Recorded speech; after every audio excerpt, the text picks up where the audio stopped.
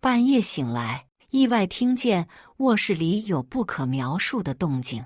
丈夫说是他不小心点到了弹窗广告，我虽双眼患疾看不见，却还是多留了个心眼儿，因为那道女声像极了我这些年资助的贫困生。装睡期间，我果然听见了她和丈夫的对话：“亲爱的，我已经受够地下恋情了，更不想让咱们儿子继续喊着老女人妈。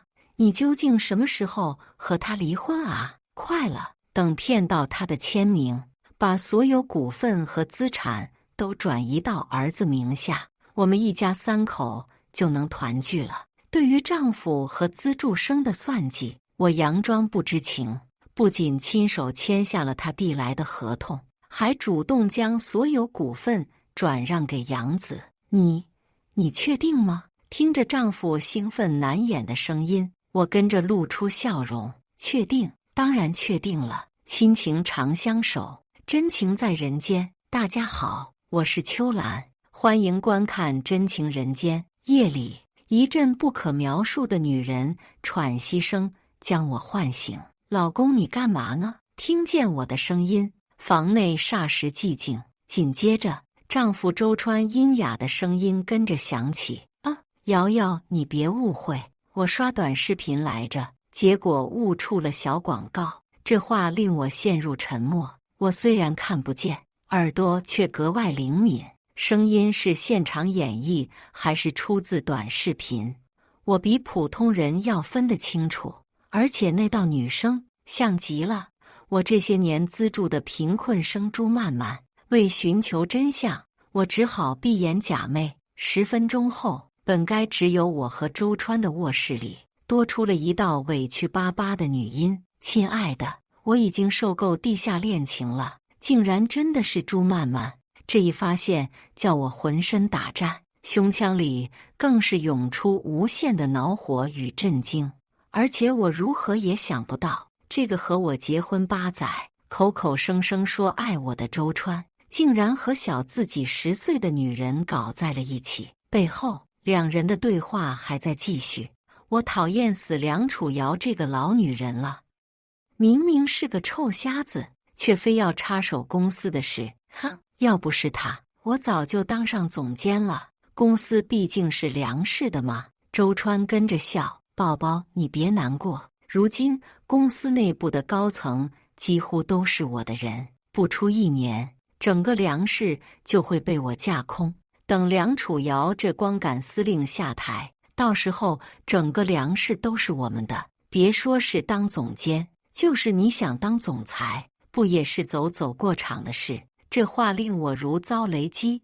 5年前，我因病患上眼疾，周川心疼，主动提出为我分担工作。出于信赖，我直接将他从总经理提拔为 CEO， 代我执行公司事务。可谁知，我对他的信任和依赖，换来的却是爱人的背叛与算计。按住作痛的心口，我默默流泪，而且我也受够了。让咱们儿子浩然喊着老女人妈妈。朱曼曼的话叫我呼吸顺宁。什么意思？什么叫他们的儿子？浩然明明是当初我和周川从福利院收养的孩子啊！周川贼兮兮的声音跟着传来：“哎呀，这叫卧薪尝胆吗？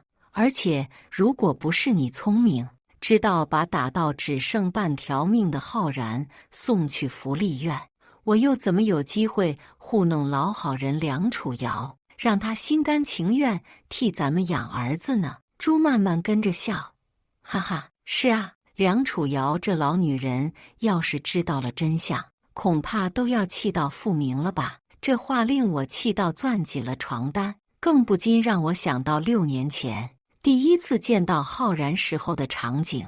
那时候他只有1岁，却严重营养不良，不仅体型比同龄人矮小，身上还都是经历过家暴而留下的青紫伤痕。虎毒尚且不食子，我没想到朱曼曼和周川为了送周浩然来梁家，竟然能狠心虐待自己的亲生儿子。一时之间，被爱人背叛的酸楚与对养子身世的同情，令我五脏六腑都跟着抽痛起来。听着背后男女的欢笑，我更在心中默默起誓：背叛我的、伤害我的人，我梁楚瑶一定会让他们统统得到应有的报应。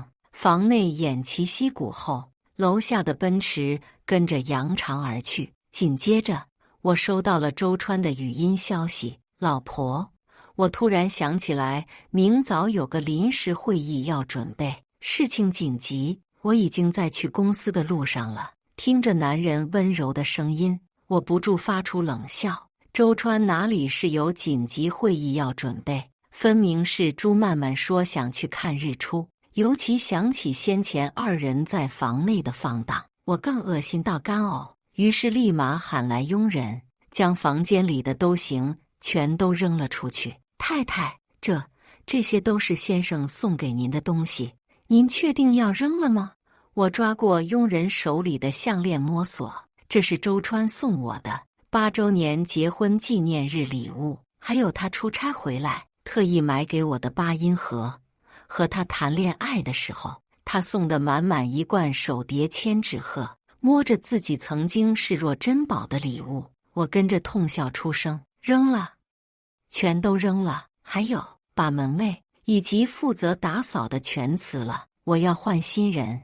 他们既然分不清谁是雇主，帮着周川隐瞒朱曼曼的存在，那就别怪我无情。与此同时，我也给自己的律师打了电话，让他暗中帮我调查周川和朱曼曼这5年来在梁氏的所作所为，同时帮我搜集周川用婚内财产供养朱曼曼的证据，想架空我，想夺走我的梁氏，纯纯做梦。握紧手机，我冷声喃喃：周川，既然你不顾我们这些年的情谊，那我也没有给你留后路的必要了。许是我房间里的动静太大，走廊对面的周浩然跑了进来，他拉着我的手，小声地问：妈妈，你是不是和爸爸吵架了？我一时沉默，我如今是真的不知道自己该如何去面对这个用心培养的小3的儿子。看我不说话，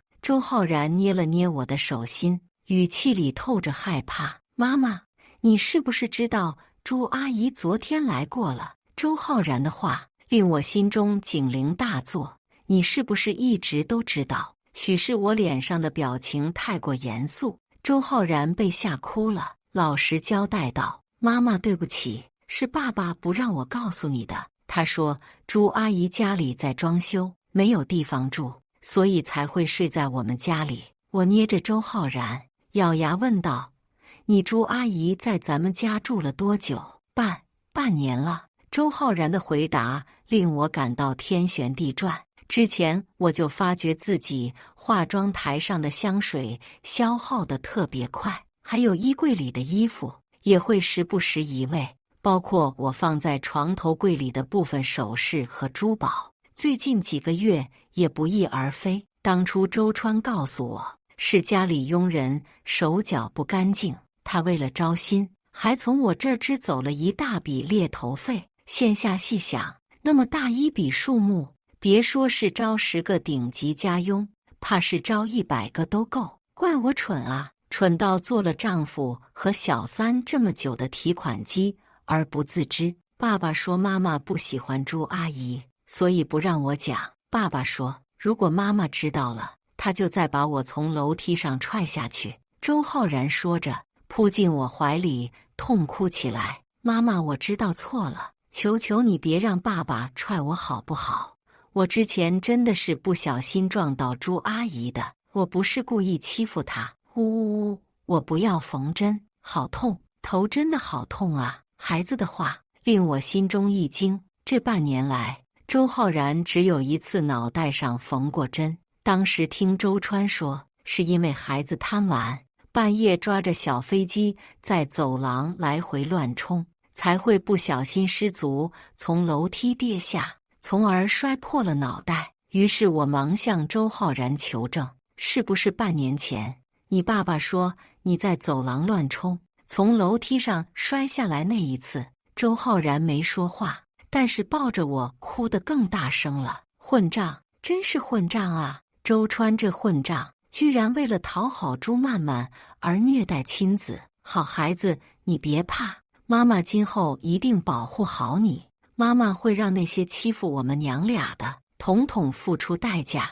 我当即又给律所追加了几条语音，打算以后和朱曼曼他们争夺周浩然的抚养权。律师告诉我，以往确实有他人代替亲生父母抚养孩子的先例，不过这一切都要建立在其父母及双方亲属没有能力抚养孩子的前提之下。周川是我梁家收养的义子，而朱曼曼是我资助的孤儿贫困生，两人没有其他亲戚，所以只要我能掌握他们经济犯罪和虐待儿童的证据，那么周浩然的抚养权自然而然会落到我这个养母头上。握紧孩子的手，我跟着深吸口气。浩然，有件事，妈妈觉得你有权利知道。我告诉了周浩然他的身世，以及我会和周川离婚的事。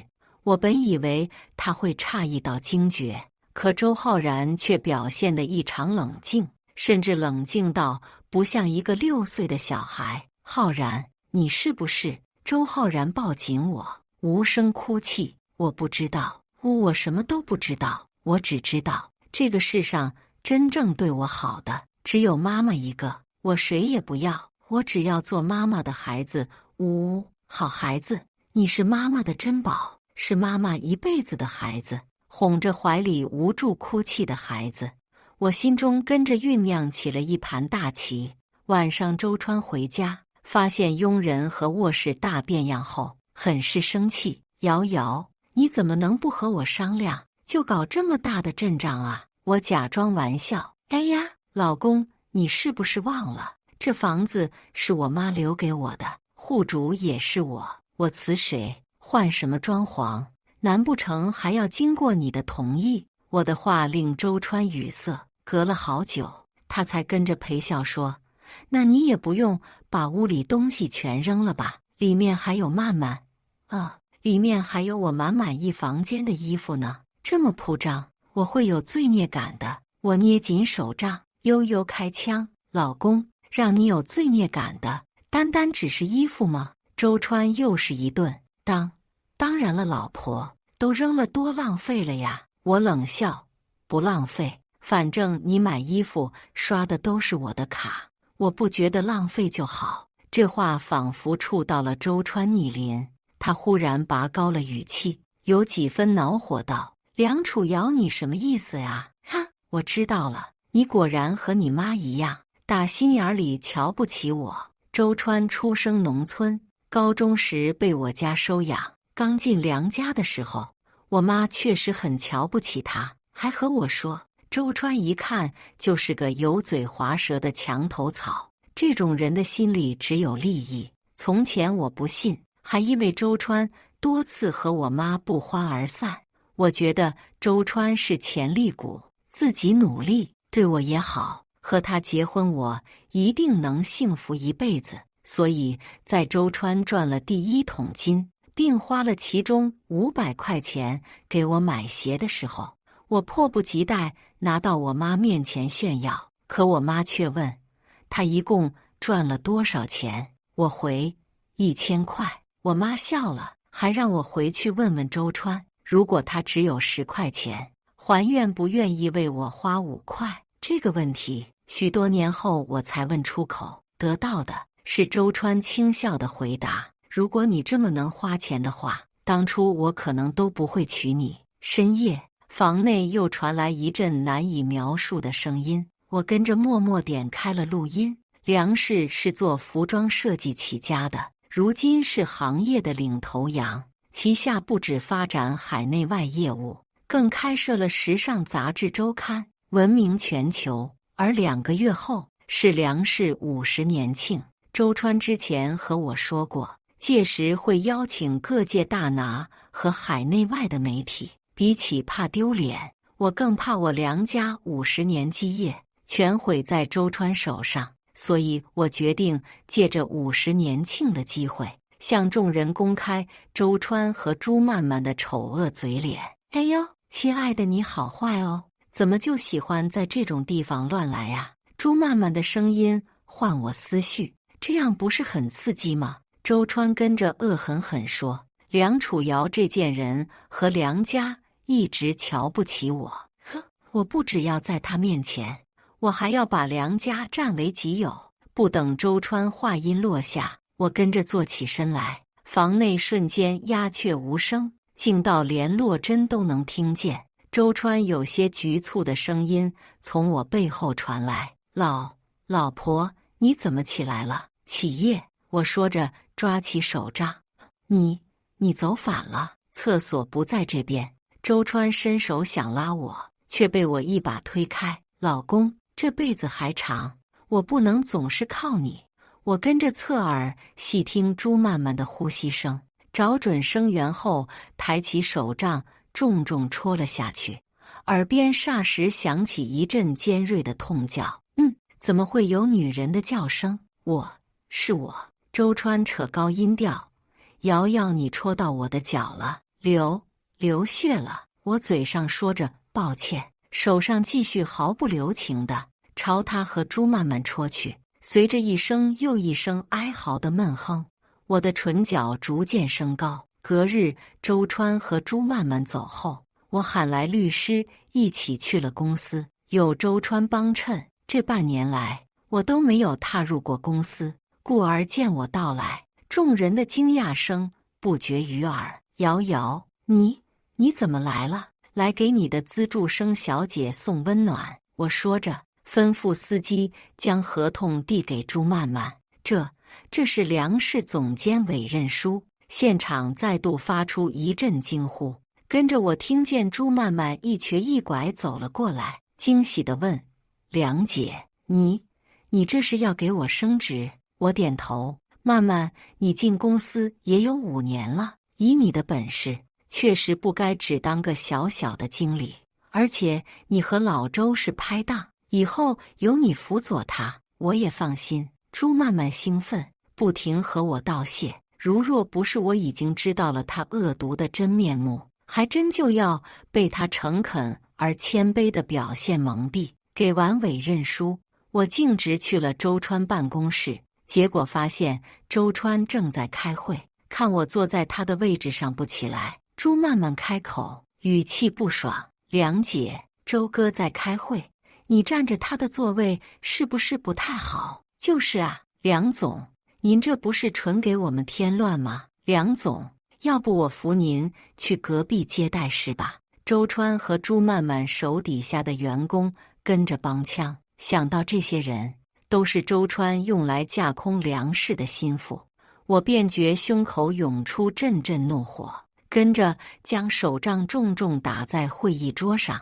占了他的位置。怎么，我堂堂梁氏的继承人，现任董事长，难道不配旁听你们的会议吗？我的话令现场瞬间鸦雀无声。不要以为我现在看不见了，你们就能偷奸耍滑。我说着喊来律师，从今天开始，我要听你们挨个汇报近这几年的业绩和成果。凡是 KPI 连续2个月不达标的，统统给我收拾东西滚蛋。我的话令现场瞬间沸腾。瑶瑶，你别胡闹行不行？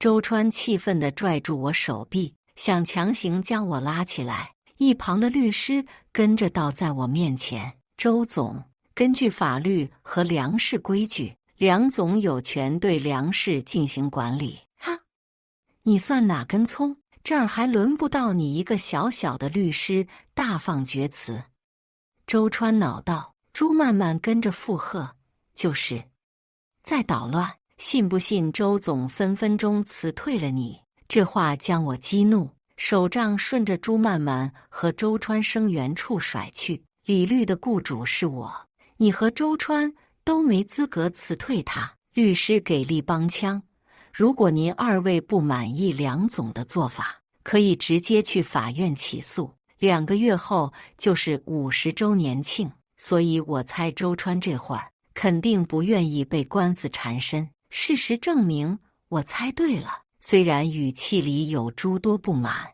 但周川最后还是同意了我考察全公司的做法。我于是趁势扫清了部分周川一脉的员工，同时又亲自把关，从其他公司挖了新鲜血液过来作为代替。眼见自己的势力日渐被削弱，周川坐不住了。瑶瑶，你已经很久没管公司了，你根本就不知道公司现在的情况。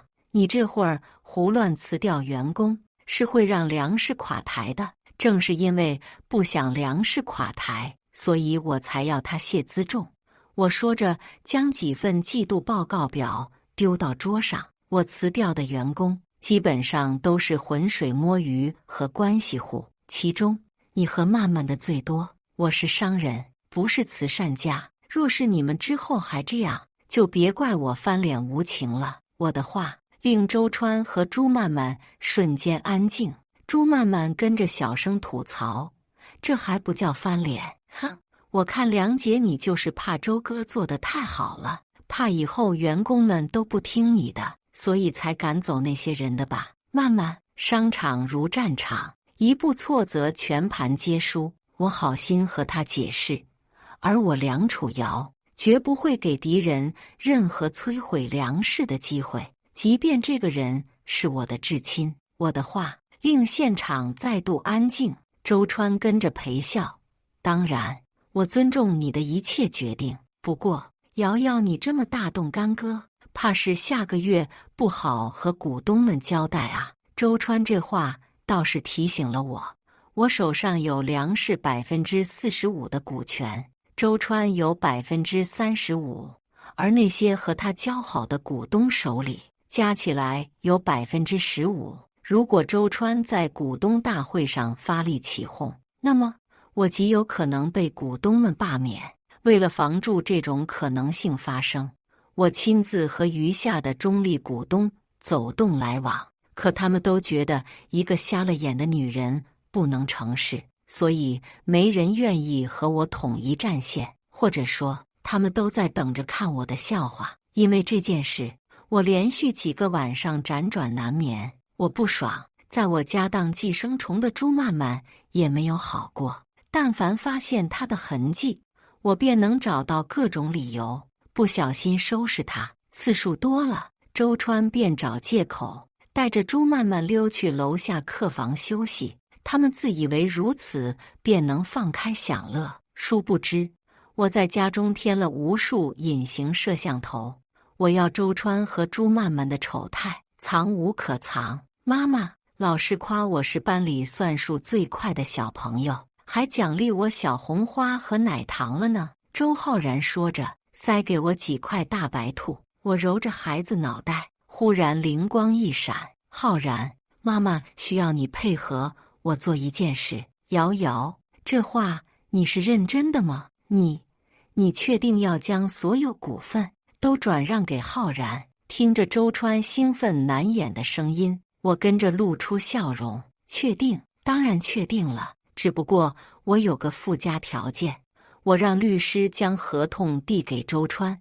如果只是我一个人赠与，难保其他股东不会觉得我这个不管事的瞎子是要挟天子以令诸侯。所以我希望你将自己的那部分也写进去。”周浩然是周川的亲儿子，把股份赠与给周浩然，基本就是左手转右手的事，所以周川没有丝毫犹豫，就签了字。这样一来，周浩然手上就有压倒性的80%股权。自从签完股份转让合同，我几乎天天都能听见周川的笑声。他或许觉得如今整个粮食都是自己的囊中之物了，所以在家里和公司愈加无法无天。不仅带着朱曼曼在家里开派对，还中饱私囊，开设私户转收公产。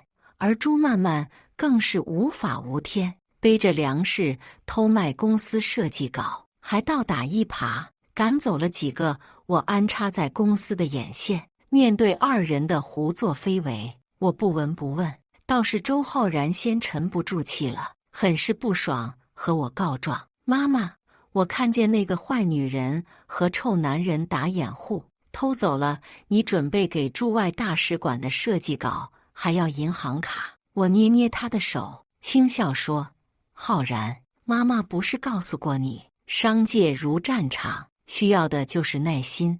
朱曼曼偷走给大使馆的设计，周川挪用公款，再加上两人虐待遗弃儿童、婚内出轨等罪行，一旦东窗事发，等着他们的将是法律的严惩和大众的声讨谴责。快了就快了，我抱着周浩然轻抚，你再耐心一些，妈妈一定会让这些坏人得到应有的惩罚。而现在我只需等待事态发酵，几日后正好也到了我需要给眼镜体检理疗的日子。于是我带上周浩然，顺便去海边度假散心。临走时，周川还好心劝我：瑶瑶，你不用操心下个月周年庆的事，不出场也行，一切以身体为重。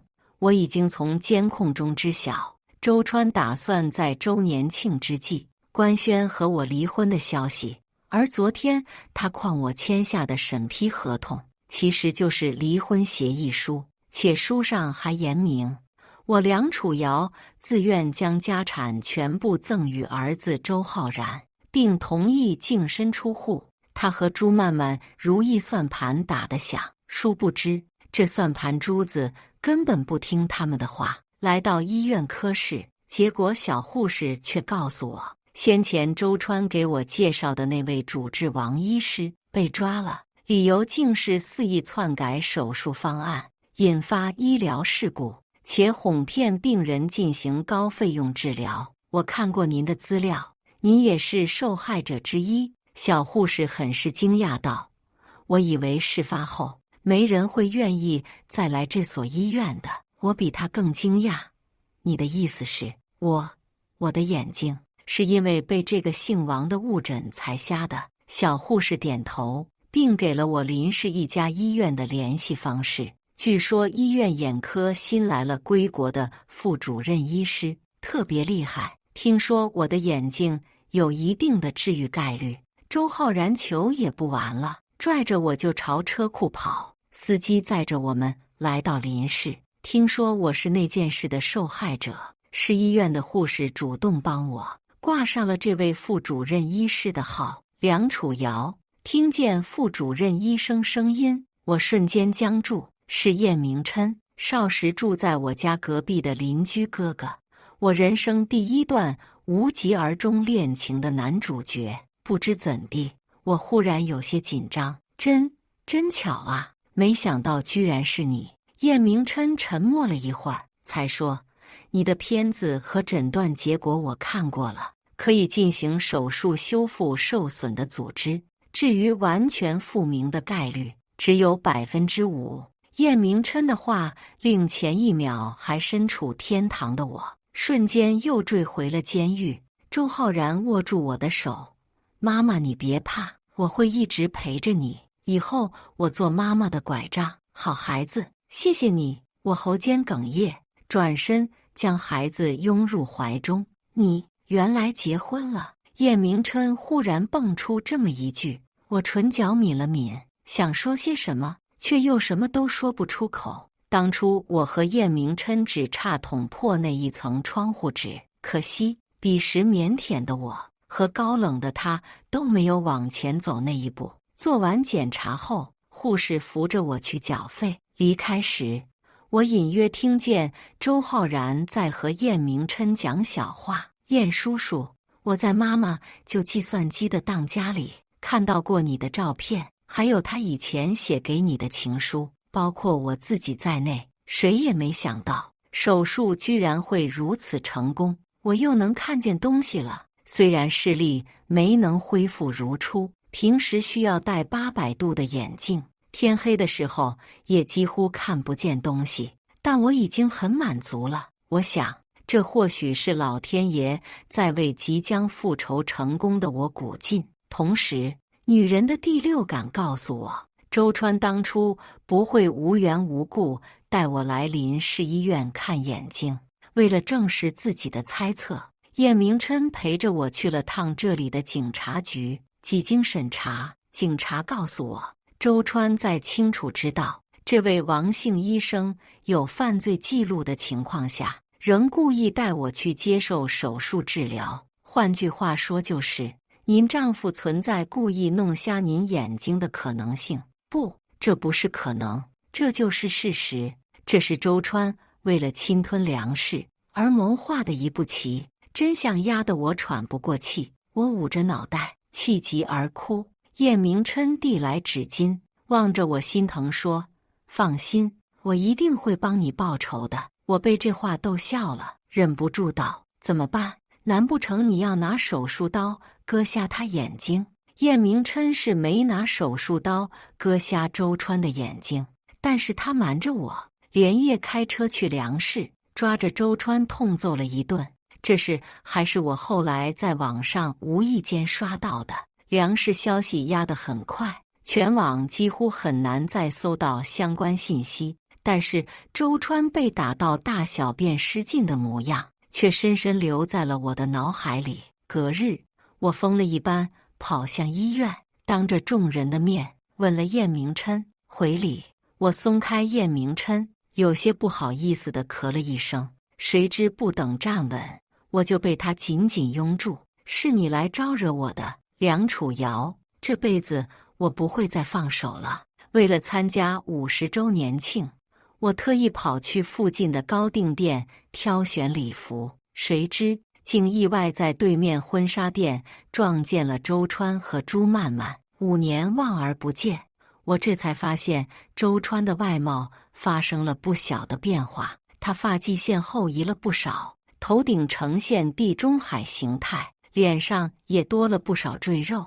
整个人都散发着一股子中年油腻大叔的味道。而他旁边原本小豆芽一般瘦小的朱曼曼，如今披散开长发，长成了世故的模样。哎呀，这不是梁姐吗？朱曼曼挽着旧伤未愈的周川，示威般地走到我面前，以为我看不见。朱曼曼甚至还当着我的面亲了周川。我扶了下墨镜，哼笑道：“朱总监怎么跑这儿来了？”“哦，我马上就要结婚了。”朱曼曼说着靠在周川肩膀，“所以我让我男朋友陪我来看看婚纱。”被他称作男朋友的周川跟着得意点头。他们都在嘲笑我，殊不知偏偏他们2个最好笑。2人离开后，我在警方的协助下要来了商场里的监控，并将其发给了律师做证据。如今万事俱备，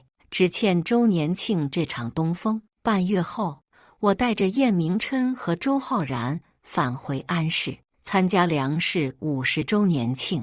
周川和朱曼曼没想到我真的会来，所以压根没有安排我的席位。这几年我在业界几乎是退圈的状态，所以不少人巴结奉承的对象都变成了周川和朱曼曼。有人看我带着男伴出场，议论纷纷。这堂堂梁市周年庆居然没有董事长的位置，你们说这梁楚瑶现在混得也太惨了吧？哎呀，这也不能怪周总无情，谁让他是个不管事的瞎子呢？朱曼曼闻言跟着上前，很是好心替我辩解，这确实是我们欠考虑了，毕竟今天举办的是周年庆和庆功宴，我们策划的时候都是按工排位的。朱曼曼说着看向厕所门口无人的空地，快去喊后勤，在那儿多添一张桌子给梁总。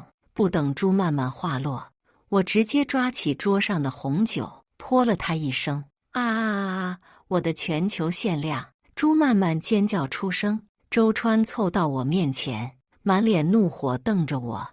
曼曼好心好意为你准备位置，你为什么要恩将仇报？恩将仇报！我摘下墨镜，抬手甩了周川一巴掌。他把我堂堂梁市董事长安排在厕所门口，你看不见吗？你说什么？他能看见了！周川和朱曼曼惊叫出声。我冷笑：“怎么，我复明让你们很失望啊？”“怎么会啊？”瑶瑶。周川擦掉额上的虚汗，点头哈腰，将我送到自己的位置上。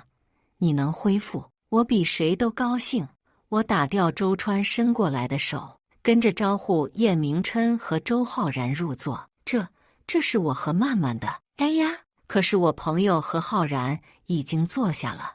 你刚才不是说位置不够吗？主随客便，我看你和曼曼就坐在那儿吧。我说着，指向厕所门口多加的那张桌子。周川和朱曼曼望过去，面色红白交织。周围看热闹的宾客跟着爆笑出声。周川搓着手，咬牙陪笑说：“瑶瑶，我怎么说也是梁氏的 CEO， 曼曼是总监，你让我们两个坐那儿，是不是不太合适啊？不合适吗？”我望着周川，目光悠悠。周川，有件事我忘记告诉你了。遇见朱曼曼那天，其实我已经能看得见了。我的话令周川脸色巨变。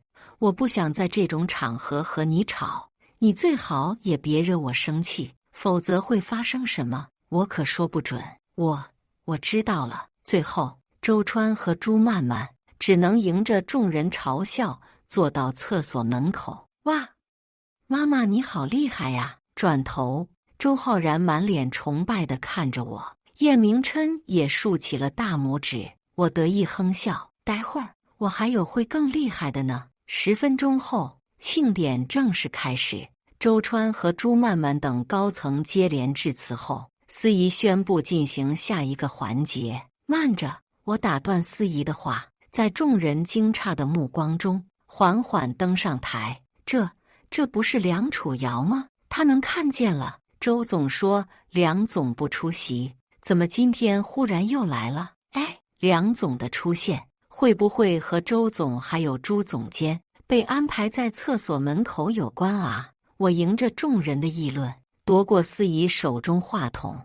我缺席的这5年里，周总和朱总监可以说是为梁氏鞠躬尽瘁，所以今天我有一份大礼想要送给他们。我说着，将手中 U 盘交给操控台，大荧幕按下几秒后，跟着出现了卧室一隅，一双男女交叠的画面。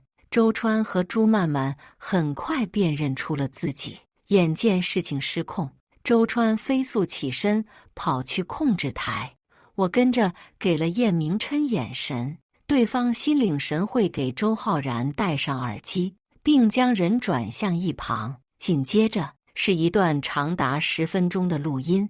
我讨厌死梁楚瑶这个老女人了，明明是个臭瞎子，却非要插手公司的事。哼，要不是她，我早就当上总监了。宝宝，你别难过，如今公司内部的高层几乎都是我的人，整个梁氏被我架空，到时候整个梁氏都是我们的。别说是当总监，就是你想当总裁，不也是走过场的事？该死，那个姓王的落马了，他要是供出我故意弄瞎梁楚瑶眼睛的事，该怎么办？现场哗然，这周川居然连枕边人都害，简直是令人发指。我记得这个朱曼曼是梁总资助的贫困生吧？她怎么能恩将仇报，和资助人的老公搞到一起啊？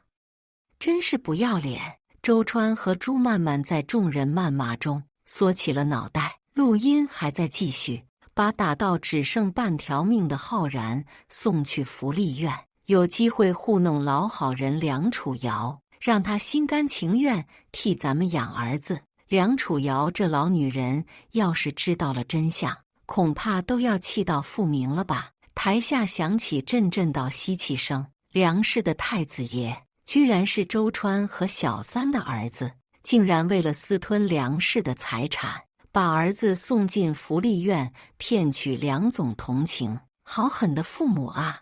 我真的太心疼梁总了，他那么一个善良的人，为什么你们都要欺负他？你们这2个天杀的混蛋，该下18层地狱！紧接着是几张朱曼曼偷取公司设计稿的照片。台下立马有人站了起来。好啊，原来偷设计稿，害我丢掉工作只能当前台的人是你，贱人！看我怎么收拾你！那人说着，朝朱曼曼冲过去，抓着人头发一顿猛抽。我看爽了。再接着是周川中饱私囊以及转账记录，台下跟着站起8、9个人。我们项目组被吊车尾打败，竟然是因为周川收了贿赂，太过分了！你们简直是在践踏我们的心血！我要求法律仲裁，我一定要周川这畜生遭报应。说得对，尤其是梁总，他是受伤最深的人。周川和朱曼曼必须受到惩罚。有人为我鸣不平，很快便有义愤填膺的员工冲过去，拽着2人一同胖揍。我又爽了。周川和朱曼曼抱着脑袋满场逃窜。就在他们即将冲向大门时，几名警察踏了进来。周川、朱曼曼，现以你2人盗取大使馆设计，涉嫌挪用公款、虐待遗弃儿童及故意伤人等罪，依法将你们逮捕。警察的话令现场惊呼声接连起伏。警察同志，我们是冤枉的。周川不见黄河心不死，朱曼曼也跟着哭惨。警察同志，这一切都是因为他梁楚瑶嫉妒我得到周哥的爱，他报假警，面对证据你们都不死心，还真是死鸭子嘴硬啊！我说着走下台，将那份周川拿给我签字的离婚协议书以及转让股份书甩到他脸上，旁边好似的捡起来，念出上面的条款：我梁楚瑶自愿净身出户，并将全部持有股份和资产转让给养子周浩然。我去，这他妈还是个连环计啊！我光用脚趾头猜，也知道这肯定是周川趁梁总瞎眼的时候骗他签的，虐待弃养，还利用孩子。我活了大半辈子，就没见过这么不要脸的人。众人越说越恼火，一股脑冲到周川和朱曼曼身边，对人连踹带踢，2人痛哭尖叫，跪在地上求饶：瑶瑶我知道错了，求你让他们放我一马吧。望着鼻青脸肿的周川，我露出冷笑：周川，是你自己惹了众怒，和我又有什么关系？周川求我无果，只好央求警察赶快将他们带走。这话把警察都听笑了，也是头一次见上赶着要蹲局子的。最终，周川和朱曼曼被逮捕入狱，数罪并罚，被判有期徒刑20年及赔偿经济损失2.4亿。无人抚养的周浩然，经由法院判定我为其监护人，同时他也自愿签下协议，将原本属于我的以及周川手上那部分股份统统转让给了我，高达80%的股份在手，其他股东不敢再对我提出任何质疑。